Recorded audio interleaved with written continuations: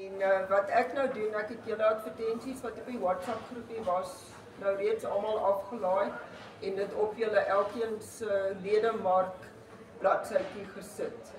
So daarop is daar plek vir 'n foto van jouself en 'n pamflet of 'n besigheidskaartjie en 'n bietjie bewoording. Dit is nou behalwe jou eie profiel waar jy nou kan sê waarvan jy hou en wat jy doen en al daai goed. So asseblief stuur vir my privaat boodskappe met 'n mooi foto van jouself, 'n pamflet van jou besigheid en 'n kort beskrywing saam met jou kontakbesonderhede. Dan sit ek dit op die ledemark en dan kan almal dit sien. Dit is nie soos of laat ek sê, dit gaan nie weg nie. Dit is 'n permanente advertensie. As jy hom verander wil hê, dan moet jy my laat weet, dan verander ek hom weer vir jou, dan stuur jy maar weer vir my. So hoe gouer ons almal se goedertjies daarop het, hoe gouer, mooier gaan dit lyk en hoe meer gaan ons met mekaar besigheid doen. Dankie.